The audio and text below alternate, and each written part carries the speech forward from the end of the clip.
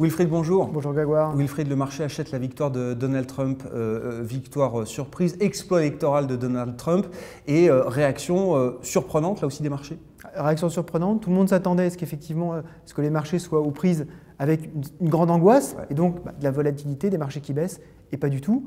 On s'est rendu compte que finalement les marchés achètent complètement d'abord un programme de relance. Ils achètent un programme de relance budgétaire en se disant finalement tout ce qu'on nous a dit sur la politique monétaire qui commençait à atteindre ses limites, finalement, on va avoir enfin le relais qu'on attend, on va avoir un relais budgétaire. Et ça, c'était d'ailleurs un point de convergence entre Hillary Clinton et Donald Trump, finalement. Complètement, c'était un point de convergence, peut-être pas au niveau où Donald Trump veut le mettre, mais c'était un point de convergence.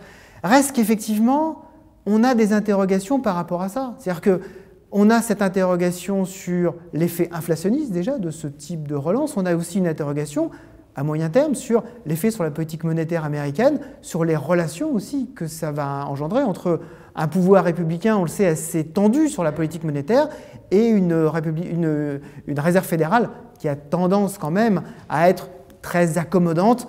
On va voir que les relations vont peut-être être un petit peu compliquées. Le marché achète très vite effectivement le programme économique de Donald Trump, dont on a seulement la version de campagne pour l'instant, Wilfried. Néanmoins, est-ce qu'on peut imaginer dans un scénario central qu'on ait demain un surcroît de croissance et un surcroît d'inflation pour l'économie américaine, quelque chose d'un peu plus fort que ce qu'on avait imaginé jusqu'à présent? Aujourd'hui, c'est exactement ce qu'on achète. Ouais. Ce qu'on n'arrive pas à savoir, c'est à moyen terme quelles vont être les conséquences.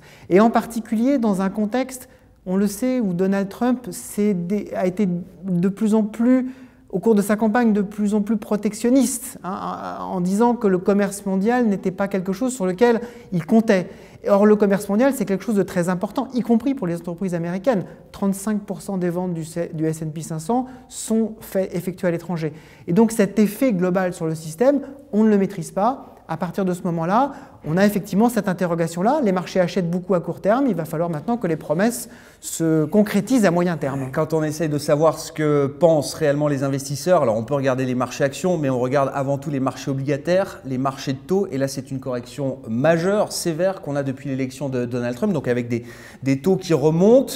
Est-ce que c'est simplement le scénario d'un peu plus de croissance, un peu plus d'inflation, ou est-ce qu'il faut aussi voir dans ce mouvement du marché obligataire des inquiétudes, ce que peut-être vous nous disiez à l'instant, Wilfried? C'est effectivement à la fois un peu plus de croissance, un peu plus d'inflation et des inquiétudes à moyen terme. Comment financer dans le contexte effectivement d'un protectionnisme croissant. Donc retour sur les questions de déficit, d'endettement d'un pays comme les États-Unis. Exactement, retour sur ces questions fondamentales. Donc une rotation sectorielle importante. Donc à court terme plutôt positif pour les actions, mais à moyen terme, attention néanmoins à ne pas s'emballer. Comment l'investisseur gère cette situation de transition? On est en train de passer d'un scénario à un autre peut-être. Comment est-ce qu'on gère cette phase de marché-là? On le gère déjà avec beaucoup de lucidité, en étant calé sur ces allocations, en particulier sur la partie cœur. On ne chamboule pas tout. On ne chamboule pas tout, on ajuste à la marge.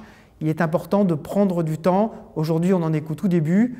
Il est important d'avoir un petit peu plus de visibilité pour prendre des décisions structurelles. Pour ceux qui se posaient la question sur le marché obligataire, sur la direction des taux, est-ce qu'on a la réponse? Là, les taux sont partis pour remonter après 30 ans de baisse? Là, ils ont déjà bien remonté. Il faudra qu'ils se calment un petit peu parce que ça ne peut pas aller à ce rythme-là, continuer à ce rythme-là. Un mouvement très fort sur la marche obligataire est un mouvement qui nécessairement pourrait déstabiliser l'ensemble des marchés. On n'en est pas là. Il est important d'essayer. Personne n'y a intérêt. Et personne n'y a intérêt. Il est important maintenant que la poussière retombe un peu. Merci beaucoup, Wilfried. Merci, Grégoire.